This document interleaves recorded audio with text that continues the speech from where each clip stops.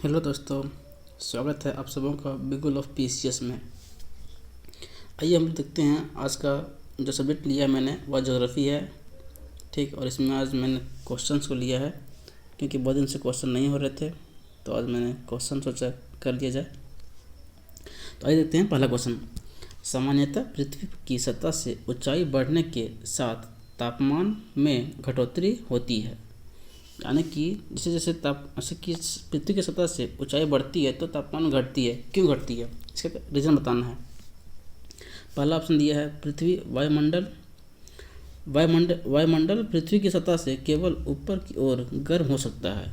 ठीक। नंबर 2, ऊपरी वायुमंडल में आर्द्रता अधिक होती है। अच्छा। नंबर 3, ऊपरी वायुमंडल में हवा कम घनी होती है, यानी कि डेंस है।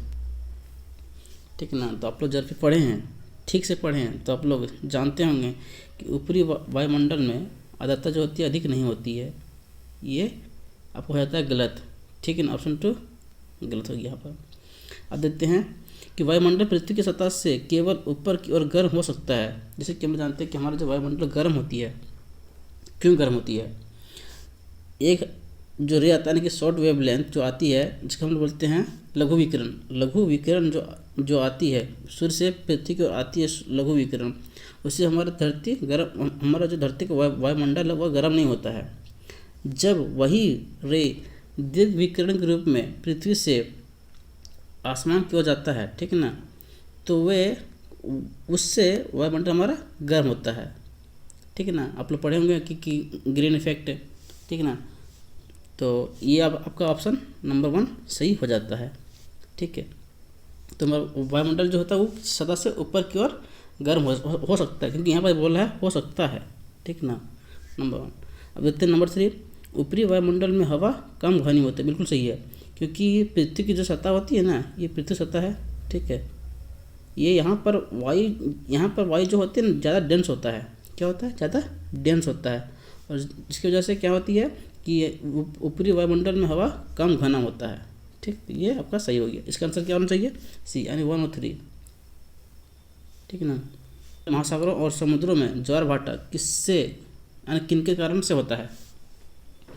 महासागरों में देखते हैं कि ज्वार भाटा होती रहती है। ठीक ना। तो उसके पीछे का रीज़न क्या है। ठीक है। पहला दिया है सूर्य का गुरुत्वीय बल, दूसरा चंद्रमा का गुरुत्वीय बल, तीसरा पृथ्वी का अपकेंद्रीय बल। ये तीनों सही है, ये तीनों सही है। अब देखिए कैसे जो सूर्य का गुरुत्वीय बल, सूर्य के प्रति गुरुत्वीय बल जब ये लगता है आपका, यहाँ सन है, ये अर्थ है, ये मून है, यानी कि यहाँ दे दिए मून, यहाँ दे दिए अर्थ, यहाँ दे दिए सन। सन और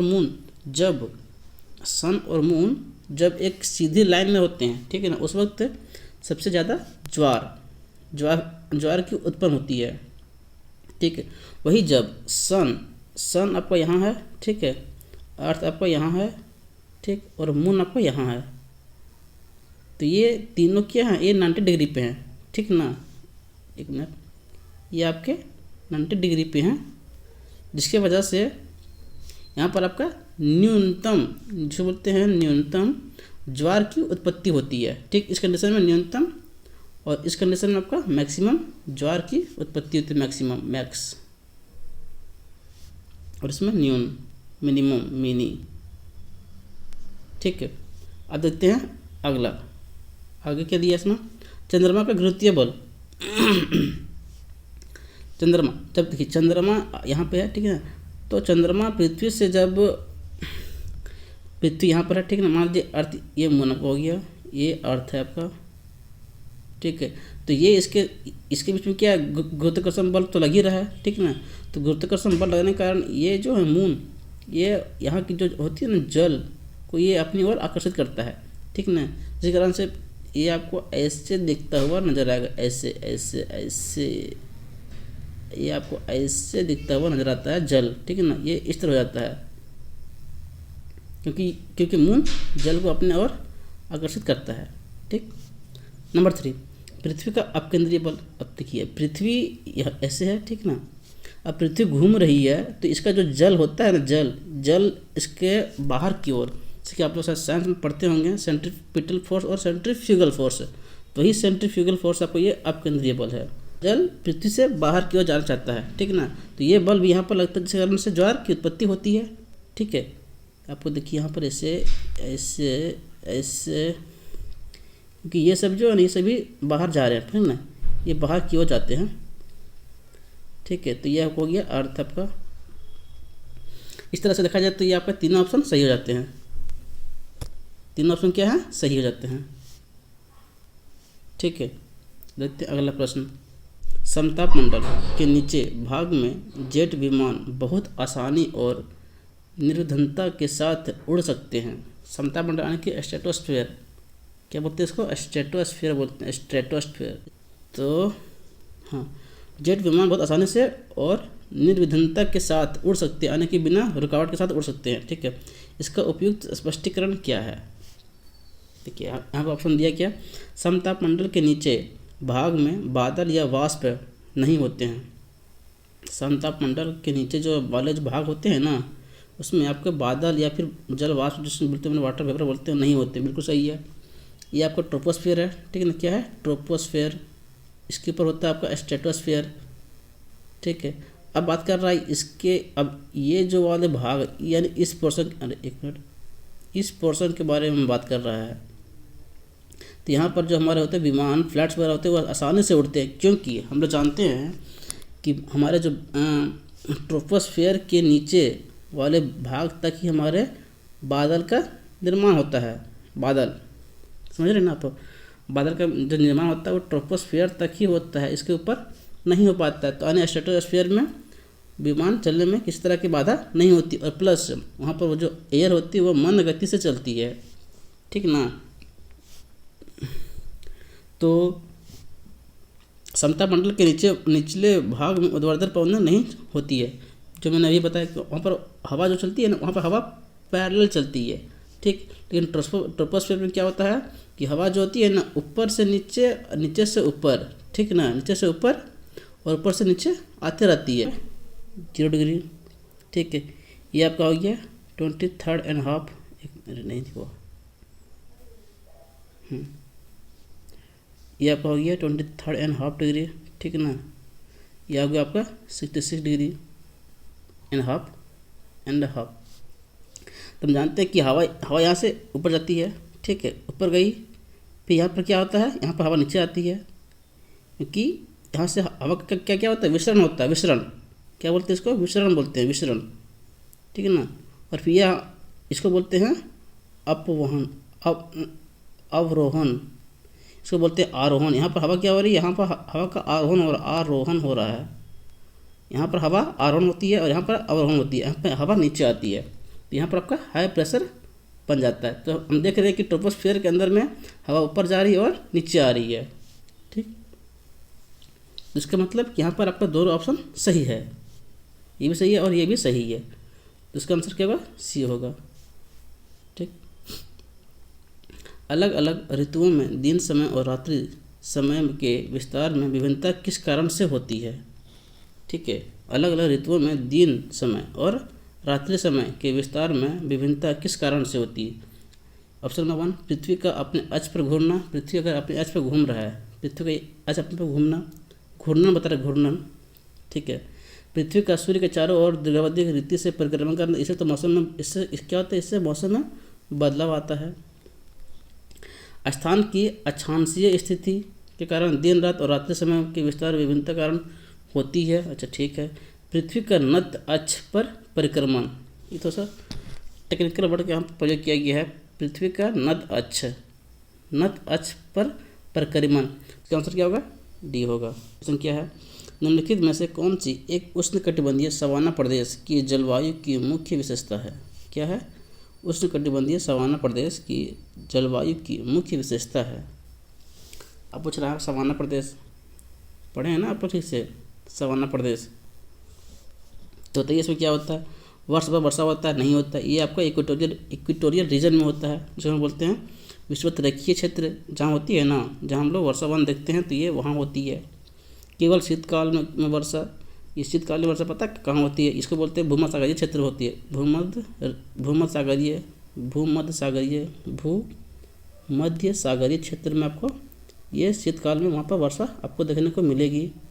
इसका जो लोकेशन होता है आपका है 30 डिग्री नॉर्थ साउथ दोनों है, 30 डिग्री, 1 मिनट, क्या होगा यहाँ पर 30 डिग्री से 45 डिग्री, ठीक है ना।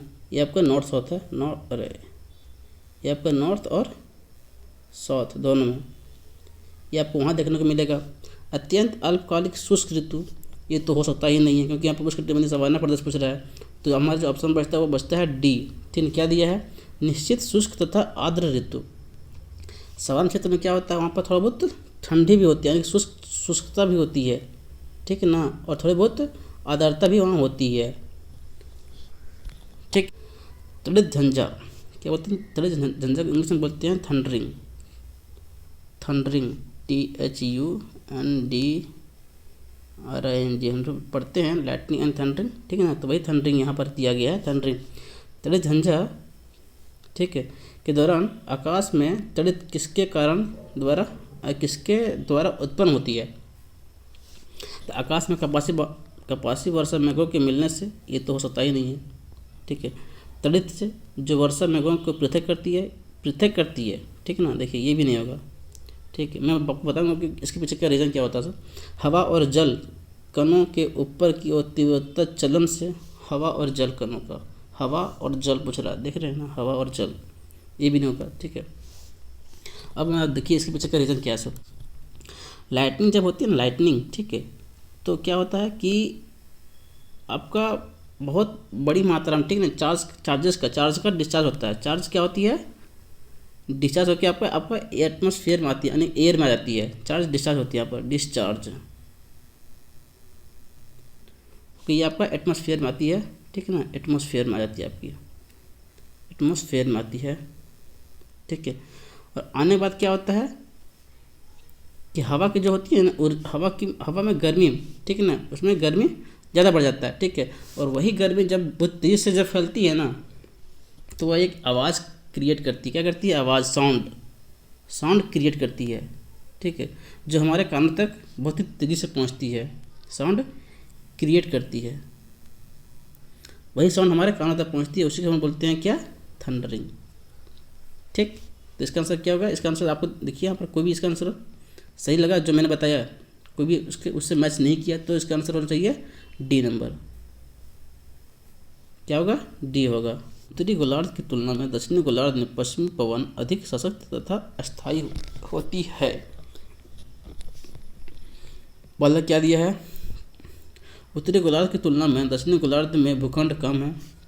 देखिए यहाँ पर उत्तरी गोलार्ध की तुलना में दक्षिणी गोलार्ध में भूखंड कम है, ये बात सही है। उत्तरी गोलार्ध में भूखंड ज़्यादा है, दक्षिणी गोलार्ध में भूखंड कम है, ठीक है। यानी कि उत्तरी गोलार्ध यानी कि नॉर्दर्न हेमिस्फीयर और दक्षिणी गोलार्ध यानी कि सदर्न हेमिस्फीयर, ठीक है। हाँ, नंबर 2, उत्तरी गोलार्ध की तुलना में दक्षिणी गोलार्ध में कोरियोलिस बल का अधिक होता है। देखिए यहाँ दे दिए क्या सब, कोरियोलिस बल अधिक होता है। देखिए हमारा जो नॉर्दर्न हेमिस्फीयर है, चाहे सदर्न हेमिस्फीयर, नॉर्थ हो या फिर साउथ हेमिस्फीयर, पोल्स पे जो होते हैं ना, नॉर्थ पोल या साउथ पोल, ठीक है, आपका जो कोरियोलिस बल होता है सबसे अधिक होता है कहाँ पर, नॉर्थ पोल और साउथ पोल, यानी कि दोनों पोलों पर कोरियोलिस बल समान होता है। जैसे जैसे वह इक्वेटर की तरफ आता है, ठीक है ना, उसका कोरियोलिस बल शून्य की ओर बढ़ता जाता है, ठीक है ना। यही कारण है कि इक्वेटर पर आप देखते होंगे, ये आपका इक्वेटर है, ठीक है ना, तो यहाँ पर यानी कि यहाँ से लेकर 10 डिग्री यहाँ मान लीजिए, और यहाँ तो मानिए आप 10 डिग्री साउथ और 10 डिग्री मानिए नॉर्थ, ठीक है ना। तो ये जो रीजन होता है ना, इस रीजन में आप देखते होंगे यहाँ पर चक्रवात नहीं आता है। क्या नहीं आता, साइक्लोन नहीं आता है, साइक्लोन की उत्पत्ति यहाँ नहीं होती है, ठीक है ना। यही इसका एक मेन रीजन है कि कोरियोलिस बल यहाँ पर शून्य हो जाता है, 1, केवल इसका आंसर सही होगा। अगला क्वेश्चन क्या है कि उष्णकटिबंधीय यानी कि ट्रॉपिकल अक्षांशों में दक्षिणी अटलांटिक और दक्षिणी पूर्वी प्रशांत क्षेत्रों में चक्रवात उत्पन्न नहीं होता है। अभी जो मैंने आपको बताया, ठीक है, उससे ही रिलेटेड प्रश्न यह है, उष्णकटिबंधीय अक्षांशों में दक्षिणी अटलांटिक और दक्षिणी पूर्वी प्रशांत क्षेत्रों में चक्रवात उत्पन्न नहीं होता है, इसका क्या कारण है। देखिए यहाँ समुद्र पृष्ठों के ताप निम्न होते हैं, ये काटो क्योंकि ये तो हो सकता ही नहीं है, ठीक है। ITCZ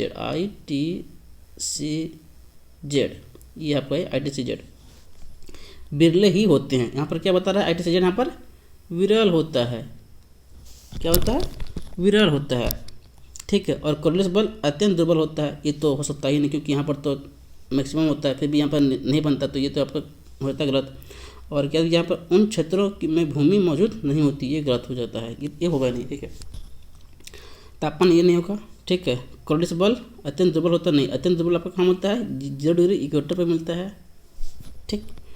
हाँ यहाँ पर मेन जो रीजन है जो मैंने आपको बताया वो तो है ही, ठीक ना। और प्लस ITCZ का एक वहाँ पर बहुत बड़ा रोल होता है। बी नंबर कथन पर विचार कीजिए। नंबर 1, पूरे वर्ष 30 डिग्री नॉर्थ और 60 डिग्री साउथ अक्षांशों के बीच बहने वाली हवाएं पछुआ पवन यानी पछुआ हवाएं, जिसको बोलते हैं इंग्लिश में वेस्टर्लीज भी बोलते हैं, ठीक है, कहलाती है, ठीक। नंबर 1। नंबर 2, भारत के उत्तर पश्चिम क्षेत्र में शीतकालीन वर्षा लाने वाली आर्द्र वायु संहतियाँ यानी कि मोस्ट एयर मासेज पछुआ हवाओं के भाग है। अब देखिए आप लोग एयर वाला तो पढ़े होंगे ना कि कितना से कितना डिग्री के बीच में एयर बहती है तो उसे क्या बोलते हैं। मैं आपको थोड़ा सा बता देता हूँ। ये आपका हो गया 0 डिग्री, ठीक है। ये आपका हो गया 30 डिग्री मानिए इसको, ठीक है, 30 डिग्री नॉर्थ साउथ मानिए इसको, ठीक है, नॉर्थ साउथ। ये गया आपका 60 डिग्री नॉर्थ और साउथ। यहाँ जो आपकी हवा बहती है वो आपका हवा ऐसे बहती है, कैसे बहती है, ऐसे बहती है, इसको बोलते हैं ट्रेड विंड। क्या बोलते हैं, ट्रेड विंड, ठीक। अब यहाँ जो हवा बहती है, यहाँ आपकी हवा बहती है ऐसे ऐसे बहती है, इसको बोलते हैं वेस्टर्लीज विंड। क्या बोलते हैं, 30 से 60 के बीच में जो बहती है हवा उसको बोलते हैं वेस्टर्लीज विंड या तो फिर पछुआ पवन बोलते हैं, ठीक है। और 60 से जो 90 के बीच में जो हवा बहती है ना, नॉर्थ साउथ है, ठीक, इसको बोलते हैं नॉर्थ ईस्ट विंड। क्या बोलते हैं, north east wind, north east wind बोलते हैं। यहाँ पर आपका हो जाएगा उत्तर पूर्वी, मतलब उत्तर पूर्वी पवन बोल सकते हैं इसको, ठीक है ना, वही बोलते हैं। और यहाँ आपको हो जाएगा ये आपको दक्षिण में जब रहेगा तो इसको बोलेंगे साउथ ईस्ट बोलेंगे इसको। यहाँ पर क्या बोला है कि पूरे वर्ष 30 डिग्री नॉर्थ और 60 डिग्री साउथ, देख रहे हैं ना, यहाँ पर होना चाहिए क्या कि 30 डिग्री नॉर्थ और 30 डिग्री साउथ भी होना चाहिए। तो अगर ऐसा रहता ना तब इसको हम मानते हैं सही। तो यहाँ पर 60 तक बता दिया, ठीक है ना, और 60 तक बता दिया मतलब क्या, कुछ ना कुछ तो फिर गलत किया। ये क्या गलत किया है, क्योंकि 30 डिग्री नॉर्थ यहाँ लिया है, ठीक है ना, और 30 डिग्री से पूरा सिर्फ 60 डिग्री फिर साउथ तक लेते आ गया, ठीक है। क्योंकि ऐसा होता नहीं है, क्योंकि ये सिर्फ 30 और 60 डिग्री के बीच में ही बहता है। 30 और से 60 डिग्री के बीच में ही पछुआ पवन बहता है, ठीक। तो ये आप हो गया गलत। ऑप्शन नंबर 2 क्या है, भारत के उत्तर पश्चिम क्षेत्र में शीतकालीन वर्षा लाने वाली आर्द्र वायु संहिताएं पछुआ हवाओं के भाग है, ये सही है। जिसको हम लोग पश्चिमी विक्षोभ भी बोल सकते हैं, ठीक है ना, क्योंकि पश्चिमी विक्षोभ से हमारे जो उत्तर पश्चिमी भारत का जो उत्तर पश्चिम भाग है वहाँ पर वर्षा होती है ठंडे के मौसम में, जैसे कि नवंबर दिसंबर हम देखते हैं जो वर्षा होती है, ठीक है ना, जनवरी में भी वर्षा होती है, ठीक है। तो ये पछुआ पवन के द्वारा ही लाया जाता है। तो ये आपका सही है ऑप्शन नंबर, यानी कि ऑप्शन नंबर 2 सही है, यानी कि इसका ऑप्शन कौन सा सही होगा, फिर केवल 2 ही सही निकल रहा है, ठीक है। अब देखते हैं अगला क्वेश्चन। हर दिन कमोबेश एक सा ही होता है। सुबह समुद्री मंद पवन के साथ साफ और उजली होती है। जैसे जैसे सूर्य आकाश में ऊपर चढ़ता जाता है गर्मी बढ़ती जाती है, घने बादल बनने लगते हैं और फिर बादलों की गरज और बिजली की चमक के साथ वर्षा होने लगती है, लेकिन वर्षा शीघ्र ही समाप्त हो जाती है। देखिए इसमें क्या, देखिए अब यहाँ पर ऑप्शन क्या दिया है कि एक दिया सवाना, एक दिया विषुवतीय, एक दिया मानसून और एक दिया भूमध्य सागरीय। यहाँ बोला क्या, जैसे जैसे कि दिन सुबह हुआ, ठीक ना, फिर जैसे टाइम बीतते जा रहा है, ठीक है ना, तो मौसम तो सुबह तो साफ रहती है, लेकिन जैसे जैसे सूर्य आकाश की तरफ चढ़ता है, ठीक, गर्मी बढ़ते जाती है, घने बादल बन रहे होते हैं, ठीक है, और फिर क्या होती है, बादल के गरजने से फिर बिजली चमकती भी है और फिर वर्षा भी होती है, और जो वर्षा भी होती है सब क्या होती है, तुरंत समाप्त हो जाती है। तो यह जो यहाँ पर क्वेश्चन में जो दिया गया, यह दृश्य कहाँ देखने को मिलता है? सवाना में। ये हो सकता ही नहीं है। आप लोग पढ़े हैं ठीक से, तब सब समझते हैं कि सवाना में हो सकता ही नहीं है, क्योंकि सवाना क्षेत्र में वर्षा क्या होती है? कम होती है। ठीक है। मानसून क्षेत्र में वर्षा होती है, लेकिन यह मानसून के टाइम में ही होती है। भूमध्यसागरीय में यहाँ पर सिर्फ वर्षा शीत ऋतु में होती है, और विषुवतीय रखिए यहाँ पर सालों भर वर्षा होती रहती है। ठीक है। क्या होती है? सुबह का मौसम साफ होता है, ठीक ना, 12-2 बजते बजते वहाँ वर्षा होती है। ठीक है। वर्षा होने के बाद वर्षा तुरंत समाप्त हो जाती है, यानी कि यहाँ पर सालों भर ऐसे प्रक्रिया चलते रहती है। तो आपका ऑप्शन बनता है ऑप्शन नंबर बी। आज का सेशन इतना ही था, और अगले बार हम लोग इकोनॉमी का वीडियो लाने का प्रयास करेंगे। ठीक है ना, जो बहुत ही इम्पोर्टेंट होगा। ठीक है। धन्यवाद।